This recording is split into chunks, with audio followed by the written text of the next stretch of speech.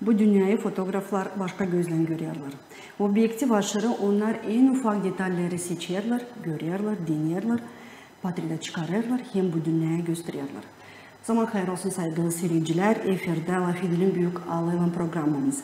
Bugün de misafirlikte bulunuyor fotoğraf, resimci Ivan Yalancı. Ivan, hoş geldiniz. Hoş buldunuz. Ben fotoğrafçıyım ama değil resimciyim. Ben artist.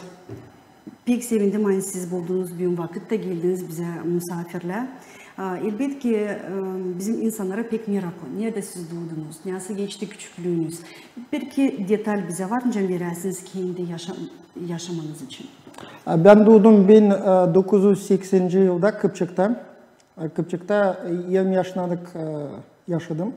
Orada oturdum, orada okula gittim, orada gezmeyi öğrendim, orada da fotoğrafçılık yapmaya çalıştım. Nasıl denediniz? Kimse de sizi öğretti mi? Babanız mı belki fotoğrafçıydı olsaydı? Nereden siz tanıştınız o vakitler fotoaparatla diyelim? Şimdi babam fotoğrafçıydı ama profesyonel değil. İngilizce dediğinin amatör. Любительская фотография. Самоучка. Evet, kendi başta ama hani ailede foto çekerdi. Divani dışarıda çalışsın bir şey yapsın. Profesyonellik yoktu. Yılda bir kere makinesini çıkarırdı. Bir film çekerdi, o kadardı. Ondan gördüm ben, hani ilk fikir geldi bundan. Ondan sonra hani bundan hani makinemiz vardı, Vilya adıydı makinenin. Sovyet Birliği'nin zamanından bir makine, film makinesini. Ondan bu da bir uygun bir şey bana geldi. Hani aldım bu makineyi, başladım foto çekmeye. Ondan sonra bir idea geldi hani foto çekeyim. Çoma'da bir fotoğrafçılığı var, profesyonel fotoğrafçılığı. Kole adıydı sanırsa onun. Ben ona sokurdum, onun stüdyosu vardı. O da türlü şeyler fotoğraf çekerdi. Ben ona sokurdum, film satardı. Aldım satın ondan bir film. Ya da 2 tane hatırlamıyorum. Aldım ondan film, dedim nasıl bunu kullanayım? O dedi ya bunu. Ondan sonra başladım yapmaya. Bir zamandan sonra başka bir fotoğrafçıyla tanıştım Kıpçak'tan. O da bana biraz yardımcı oldu. Biraz daha derinden çektim düşünmeye bu işler için.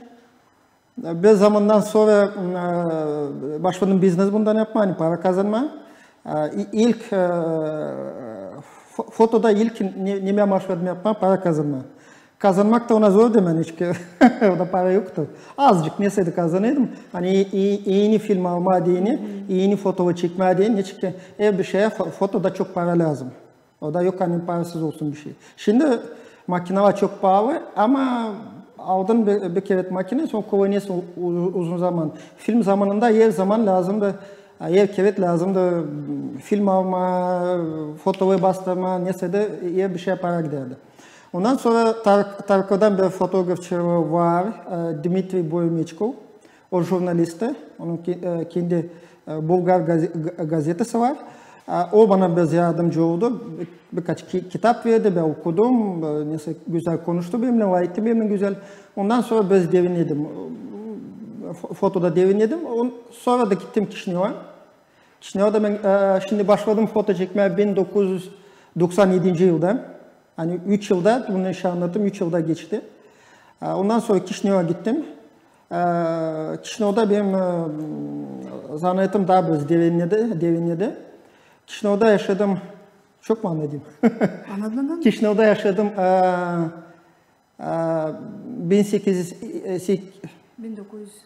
2008 yıllarda yaşadım. Ondan sonra bir fikrime geldi Moskova'ya gitmeye. Fotoğrafçılık okulunda öğrenmem. Reklam fakültesine gittim ya da reklam kursuna gittim. Fotoğrafçılık, reklam fotoğrafçılığı. Orada bir kısa zaman öğrendim. Orada çok derinledim fotodan. Bu fotoğrafçılık ustalığında derinledim. Hani nasıl bunu kullanma, öbürünü kullanma ustalık hani. Her bir detalleri öğrendim. Detalleri hani profesyonellik bir şey, divani bir şey. Oradan sonra bir zamandan sonra fikrime geldi Moskova'da yaşamaya. Bu da neden geldi? Lazım söyleyeyim. Çünkü çoğu düşünüyor ben gittim para kazanmaya. Ama değil öyle, bu değil doğru. Onun için de, onun için de kazanmadım. Ben gittim orada vizual kültürün ardına gittim. Niçin? Çok güzel müzeler vardı. Şimdi hepsi biliyor, herkes biliyor. Pushkin Müzeyi, Tretyakov Galerisi, daha başka bir şeyler ama oradan başladım derinleme kültür tarafından fotoğrafçı var. Vizual kültürüne derin öğrenme bu şeyi. Kaç yıl Moskova'da kaldınız? Ne kadar yıl durdunuz orada? Ondan sonra ben oyandım Moskova'da. 13 yıl ne kadar yaşadım?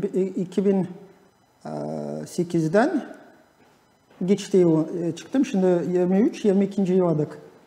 Durdunuz hep orada. Hep orada durdum. Küçüklüğünüz çeketiniz biraz anlatma oldu mu? Öyle hani siz babanızdan saklı fotoaparata aldınız. Oldu. Yine bilirsiniz. Ben sanırım hani bir uşağın küçüklüğünde böyle ne meraklı gelseydi mutlaka onu alma dinlemeye isteyecek. Evet, baba biraz sıkardı onu. Hani ona değinip bu iyi bir çok güzel bir şey yani. Canı acırdı vermedi kime olsaydı.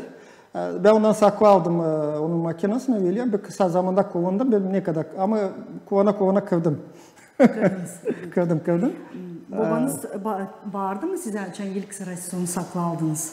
Yok, o çok zaman bilmedi bunu.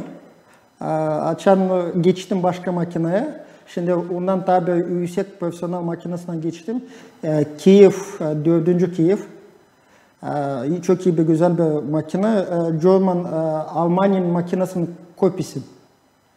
Sovyet Birliği'nde çok teknikler kopya vardı. Hani gerçek değil, kendisi yapıyor. Sonra zordu bu, sıkıntı vardı. Alimden, Avrupa'dan, Amerika'dan alırdılar. Onun gibi bir şey yapardılar. Kiev,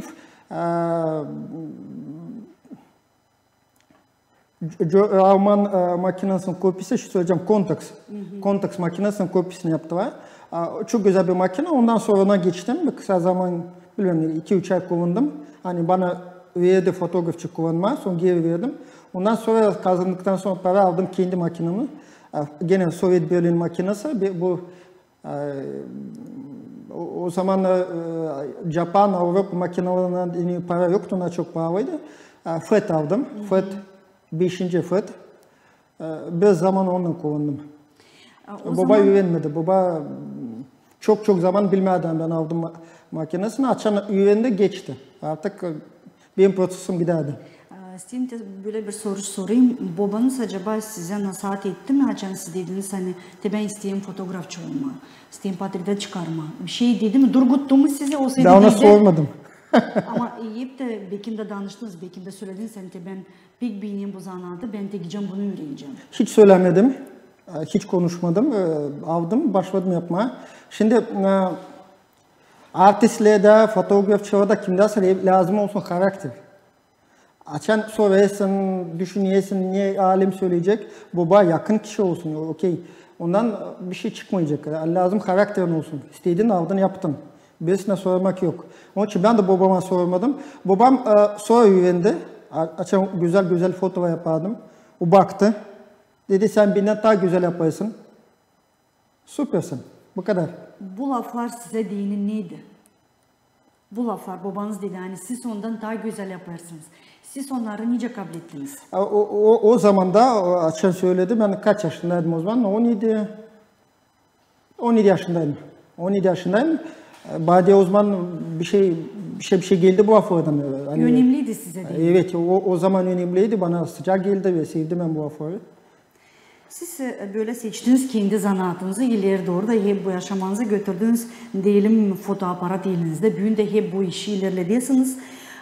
Ama elbette ki siz tence bir yaratıcı insanda olur ki mersiyretince demen Rusya değil zastoy ya da böyle hani haviz yok. Ne size ilham verir? Hep yeni projeler çıkarma, yeni portretler yapma.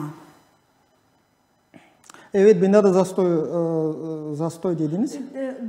Böyle bir duruk zaman açın. Duruk zaman oldu, bende de duruk zaman oldu, evet. Şimdi duruk zaman bu şey bir değil fotoğrafçılık şeyi. Hani sadece fotoğrafçı da olsun ya da kimse. Bu benim fotoğrafçılığım işim pek bağlı kendi yaşamımın, kendi bütün durumum.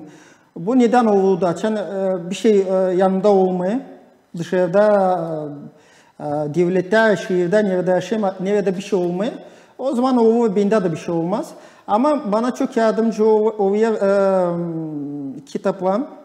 Kitap okuya ya da bir şey dinlerken, seslerken bir şey, bilgi bir şeyleri. Filosof, sosyolog bir şey o şeylerden seslerim açan bir şey kalmak gibi artistlerin seslerim çok ne onlar anladığı ne konuşuyor. Ona sesler dolu kavram için bir zaman çok doğduğunun çıkıya akma açan o zaman akarken bir şey oluyor. Bir fotoğraf oluyor, onun gibi bir şey oluyor. Bu fotoğraf dünyasında diyelim çok adlar var bugünkü günde. Moldova'da da var kendi fotoğrafları. Evet. Moldova için anılmış. Bütün dünyada da başka devletlerde var anılmış fotoğraflar. Size dini hangi fotoğrafın yaratmaları size en yakın, en sevdiği fotoğrafın adınızı var mı söylersiniz? Şimdi bende bir sıkıntı var. Ben çok hatırlıyorum onu diyeyim. Şimdi suratımı bulacağım, savaşacağım. Aklıma getirmeye ama şimdi yok ki en kolay söyleyeceğim. Ben dünya fotoğrafçılarına bakayım.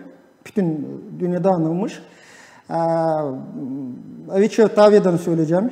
Richard Avedon bana en çok önemli fotoğrafçı, Amerika fotoğrafçısı. Öldü artık. Onu çok sevdim. Bir önemli bir fotoğrafçı. Farklı zamanlarda farklı fotoğrafçılar bana önemli. Ama Richard Avedon kaldı. Hani... Niye bağlı? Siz dediniz farklı zamanda farklı fotoğraflar size önemli. Niye bağlı? Sizin ruhunuza mı, sizin iç duygularınıza mı, olsaydı zamana mı, olsa onların işleri sizin içinizde buluyor böyle bir cevap mı? Her zaman bitkisiz bir güveniyim, fotoğrafçılık sanatını güveniyim. Her zaman açılıyor yeni fotoğrafçılar bana. Bundan bağlı, hani kimse açılmış bugün, sevdim hepsinden çok. Bu benim fotoğrafçım. Şimdi 1-2 yıl geçecek, ta kimse açacağım, ta kimse seveceğim onu. Bundan bağlı. Şimdi her kere söylüyorlar, hani var, Ruslarda var böyle bir laf, sapojnik bez sapok. Evde siz evdekileri, ailenizi patrioya çıkarırsınız mı? Olsaydı sapojnik bez sapok hep zaman kalmıyor mu? Havizm kalmıyor. Ну, şimdi dinin sapojnik bez sapok söyleyin yani ustada yok fotosu. Şimdi ailemi ben çekeyim. Foto çekeyim. Şimdi işimi portrete çekmedim. Çekmeyeyim ne çekeyim beğenecek beğenmeyecek değil belli. Ama ne var aramızda o bağ onun için çekmeyeyim. Çekebilirim. Çekeceğim. Ama öyle bir amatör foto var ne olmuş onu bunu çekerim. Ne daha çok beğenirsiniz çekme? Tabiatı mı, insanı mı, evleri mi? Ne daha çok yakın size? Hangi obyektleri siz daha çok beğenirsiniz portret yapma? Şimdi bu zaman ben öyle bir durumdayım. Hani bende yok sevgili obyekt, hani sevgili bir şey yok. Ben yer bir şey seviyorum çekmeye. Ben seviyorum proses olsun. Fotoğrafçılık proses. En çok ben seviyorum fotodan bir fikir olsun. Şimdi kimse söyleyecek duygu olsun, kimse söyleyecek yer bir artiste kendi prosesi ama bana güvence bir anlayayım yeni art, yeni sanatları. Şimdi dünyada var sanatın içinde var öyle bir laf, Ruslar da öyle söylüyor, İngiliz lafı, contemporary art. Contemporary art, Rusça söylediğinin современное искусство. Var tabi laf modern art, o da современное искусство. Ama modern art это сегодняшнее искусство, то, что сегодня происходит. А contemporary art как отдельно взятая дисциплина современного искусства. Fotoğrafçılık sanatı, o da var. Contemporary art'ın içinde bir kıymık artı hani var. Onun için Ben seviyorum. Benim fotoğrafımda ince sanat bir fotoğraf yaparsam hani sevgi açma dini. Bende olsun fikir. Yeni contemporary art içinde en önemli fikir. Marcel Duchamp bir artist vardı. 100 yıldan ziyade geri çalışırdı. 100 yıldan ziyade evet. 1890. yıllar, 80. yıllar. Hani Pissoir. Nasıl? Pissoir. Pissoir. Marcel Duchamp 1890. yıllarda aldıydı pissoir gitti satın aldı, getirdi galeriye koydu, yazdı. Hani bu art. Bu bir konsept bir şey vardı. Bu da duyguluk bir şey yok. Bu da fikir var. O zamandan Marcel Duchamp'dan beri fikir önemli ince sanatlardan. Duygu değil önemli. Duygu o bir eski zamanlarda modern art o zamanlarda için duymuş, öyle duyuyor, anlatamayacak hani artist bir şey söylemiyor, bilmeni yapmış. Şimdi yeni sanatta önemli fikir. Hani sen neyse, sen anladasın. Düşünce diyeyim Malevich 4 köşeli bir şey. Onu bence anlatma. O da duyguluk yok. Orada var fikir. Fikir var, evet. Şimdi benim de Tony bir yapayım. Benim işlerimde fikir önemli. Onun için bana önemli fikir olsun. Fikir varken fikir de lama olsun değil eski fikir. Divan ince hepsinde. Yeni fikir var. Hani olsun Tony için insana düşünüyor ne çıkıyor diye onun için olsun. Ondan yapayım yeni foto. Bu fotolarda bana fikir önemli. Komersal foto ben de yapayım. Hani para için çalışmayayım. Ne de olmasa o da bir önemli ustalık olsun. Hani iyi olsun, güzel olsun, renkli güzel olsun, fışı güzel olsun, şapka hepsi yerinde olsun. O zaman bu da foto iyi. Ama onun kendi yolu var. İnce sanatın fotonun kendi yolu var. Buna farklı yolu var. Başka yolu var. Anladım. O zaman biz Beyokunca sormayayım sizin bu projektiniz için. Ontogeniz projekt. Hangisini siz kurdunuz, yarattınız, yaptınız. Elbette ben teklif edeceğim. Hani biz ekranda görelim o yaratmalarınızı. Sizin de belki bir kilaf siz onlar için anlatacağınız. Teklif edeyim bakalım o portretlere. Bu ne modern diyelim. Bu modern. Bu contemporary art. Ne istediniz burada anlatma? Ne fikir savaştınız bize gösterme? Şimdi bu fotoda benim. Ben bu foto yaptım. Bir autoportret gibi, avatar gibi. Bu proje, şimdi bu sergi yaparken sadece bu fotoyu koyacağım. Şimdi giresin, galeriye giresin. Foto asılı. Gereken bir tekstler olsun, bir şey yazılı olsun. Projenin konsepti bende var, yazılı o, hazır. Projenin konseptini okuyarken autorun portreti var. Bu avatar gibi. Şimdi bu da ilk anlama neden bu yuvarlak şeyler kırılışıyor ki? Mavi nokta var, sarı nokta var orada. Böyle büyük. Evet, bu mavi yuvarlak şey sarı. Bu şimdi bu bütün bir proje sensör için. Sensör. Hani onu gösterebilirsin, bunu gösterebilirsin. Neden bu proje çıktı? Bu çok bir interes bir proje. Hani çok organik başladım. Hani dili çok düşündüm ve aklıma geldi. Bu proses giderken oldu. Şimdi bu benim reaksiyom. Bu benim reaksiyonum Instagram'a, Facebook'a. Açan insanlara robası soruyu koyardım. Her zaman sıkıntı olurdu, kapatırdılar beni. De bugün gene kapadılar. Ben başladım. Başka portretlerde gösterelim. Böyle de var. Evet, hepsi konsept aynı. Her bir fotoda bu bir proje bütün. O çok bağlı proje. Ona bağlı ideya var, hani konseptten bağlı. Şimdi konsept ne oldu? Hani Instagram, Facebook yasak diye öyle şeyler koyma. Benim telefonum vardı. Ama basardım, kapadım. Açan kapadım, yüklettim Instagram'a. Ancak benim Instagram'a girmeye bakma 3-4 yıl geri. O da proses yazılı ne gideyim. Ben başladım bunu yapmam. Ben gördüm hani benim fotom yeniden beri yeni bir foto oldu. Çok interes oldu ve farklı bir şey oldu. Ondan ben anladım hani bu projelerimi yapayım. Bu da yuvarlak şeyler, noktalanca siz dediniz. Bu bir trolling gibi. Şimdi Instagram ne diyor? Bunu gösterme, kapat. Ben kapatayım. Ama ben çıktım bak kapatma. Farklı yerleri aksine yasak değil kapatma. Da ondan bir trolling oldu. Hani oynama çıktım bu Instagram'ın kurallarından oynama çıktım. Bundan bir proje oldu. Şimdi gelirken benim avatarıma ben bu kapadım. Bu trolling gibi bir şey. Yüzümü de kapattım. Bu Rusya'da çıktı bu prosesi açan. Ben yazardım onu bunu. Cenk olmasın, savaş olmasın, bu olmasın. Hani hoşuma gelmedi ne başladı yapma Rusya. Ondan biz kapattım yüzümü hani görmesine. Bu şey iki şey bağlı. Ama ben düşünüyorum hani ben avatarımı biz farklı yapacağım. Açık gerçek sevgimi yapacağım. Sonra yüzümü kapatmayacağım. Böylece koyacağım. Neyse değil çok. Ama yüzüm açık olacak düşünüyorum. Anladım. Hani bu şey bu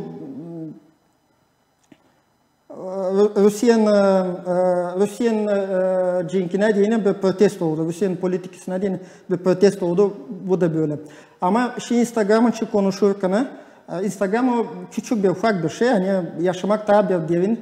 Hani bu Instagram gibi hani Instagram sensöründen ben savaşayım. Hani bu karşı çıkayım. Evet hani bu Instagram bana deyince bir devletin proobrazı. Hani Sovyet Birliği'nde de vardı sensöre. Şimdi Rusya'da çok sensöre var. Ben o yerde yaşarken bundan çok stалкивался с этим. Karşı geldiniz.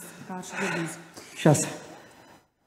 Rusya'da yaşarken, Moskova'da yaşarken karşı geldim çok sensöre. Ondan bu reaksiya gitti. Ondan bu proje oldu. Anladım. Elbette yaratıcı insanlarla hep böyle işler olur. Onların fikirleri hep ayrılanır.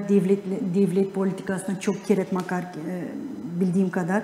Onuştan siz de böyle kendinizi gösterdiniz. Hani siz kayıl değilsiniz. O işlerle ne olur o devlette nerede? Siz evet, çok yıllar yaşamışsınız. Evet. Ama sonra böyle oldu bir aralık açan siz Rusya'dan geçtiniz Türkiye'de de biraz işlediniz. Orada da biraz ekmeğin tadına duydunuz. Yani orada işlenirler. Biraz ayrılanır mı bizim mentalitet, bizim işimizden, Rusya'nın işinden, Türkiye'de iş? Evet, hepsi çok ayrı, hepsi çok farklı. Rusya'nın mentaliteti ayrı, Türkiye'nin mentaliteti ayrı, bizim de ayrı. Evet. Zor biraz. Elbette ki bir mentalitetten atlama başka mentaliteye. Zor bir şey. Kültür şoku sanırım hani geçirdiniz, dil bir sıra. Evet. Onlara da kültür şoku oldu, bana da oldu. Ama orta bir dili bulduk. Hoşuma da çok şey geldi. Türkiye'de çok güzel şeyler var. Çalıştım anlama nasıl ona rahatlığına buluyor. Anlamadım. Gördüm ona çok rahat insanlar. Ama ben kendime güvenmedim öyle onun gibi rahat olma. Onlar çok keyifli insanlar orada Türkiye'de yaşayayım. Doğru. Elbette ki yer bir devlet bize yokunca uysun. Onuştan her bir insan kendisine göre devlet de bulur. Ben elbette isterim böyle sorma bir soruş. Planlarınız nedir? Burada mı kalacaksınız? Moldova'da mı? Olsaydı istiyorsanız yine yurt dışına mı gitmeye? Şimdi bu yıl divan bu yılın bitkisine bir yılın içinde Moldova'da yaşamak isterim. Moldova'da oturma, Moldova'da işimi yapma, ince sanatımı yapma, biznesimi yapma Moldova'da. Ama var fikrimde yurt dışarına gitme. Ama bakacağız biraz sonra. Avrupa'ya o tarafa doğru gideceğim. Belki de gitmeyeceğim, bakacağız. Biz takip edeceğiz sizi Facebook'unuzdan göreceğiz. Nereye gidiyorsunuz, ne yapıyorsunuz. Sağ olasınız. Bizim programımız yetişir sonuna. Bizde var öyle bir adet. Biz programımız sonumuzda her zaman bir iki soruş Marcel Proust'un soruş listesinden seçeriz de sorarız bizim misafirlere. Pozna veselem mi? Elbette ki. Böyle bir iki soruş soracağım ansızdan. Siz de böyle ansızdan bize cevap verin. Okay. Çok düşünmeyin. Tamam. İster mi? Ivan Yalancı'ya göre kısmet nedir? Ivan Yalancı şittim bilmem. Severmiş proses olsun. Ivan Yalancı sever iyi güzel proses olsun. Önce o düşüneyim. Ben severim benim kendi prosesim olsun. Benim ailem prosesleri güzel olsun. Benim devletim prosesleri onlar da güzel olsun. Sağ olunuz. İnsanda ne en çok seversiniz, ne hiçbir zaman prost etmeyeceğiniz? Ben insanda severim, çok şey severim. Ama en çok severim hani duygu olsun, insanları sevsin. Ne prost etmeyeceğiniz? Niye prost etmeyeceğim mi? Bilmem. O zaman hepsini prost edebilirsiniz. Ben çok şey prost edeyim. Anladım. En sevdiği yemeğiniz? Ben severim her günkü yemeği. Hani her zaman var. Ama böyle en sevdiği, belki küçüklüğünüzden, belki ananızdan nasıl yemekleri severdiniz? En sevdiği hangisini her zaman o eve gittiğinde o yemeği istiyorsunuz mu? Bana küçükte deva kaşı, soğus o şey dediğinin. Ama böyle bir farklı bir soğus. Yetlin, kartolin, öyle bir şey. Anladım. Kompot severim. Hem son soruşum, sizin için Allah nedir? Benim için var bir ideya, bir legenda, mif. Ama çok uygun ideya. Çünkü şimdi Avrupa'nın İsus Hristus'un yaşamasını hani yazmışlar. Onun için ne demiş. Bu bir dünyanın modeli. Nasıl yaşamak lazım olsun, nasıl devletle insanlar konuşsunlar, nasıl insanlar kendi evinde bir moral bir şeyleri. Bu oldu Avrupa kültürünün temeli. Hani o zaman çok filozoflardan yazardı kendi yaşamak modellerini. Bir Allah'ın yolu bir devlet modeli gibi. Hani oldu. Hani yaptılar, çalıştılar. Öbür filozofun modelleri girmedi bizim yaşamımıza o kadar derin, ne kadar Hristiyan modeli. İvan sağ olunuz. Ben pek sevindim. Hani bugün biz sizinle böyle güzel laf ettik. Böyle detayları duyduk. Ben sanırım hani bizim seyircilere de pek meraklı oldu bugünkü bizim programımız. Sanırım hani bu dil bitki programımız hangisini biz beraber yaparız. İleride orada daha ileri sizin gelecek yaratmanızı elbette mutlaka lazım konuşalım. Teklif edin. Sağ olun bugün teklif ettiniz, konuştuk ve ettik. Süper. Saygılı seyirciler, efirde programma Laf Edelim Büyükalıyla sağ olun. Sen bugün bizimlendiniz. Kalın sağlıcakla.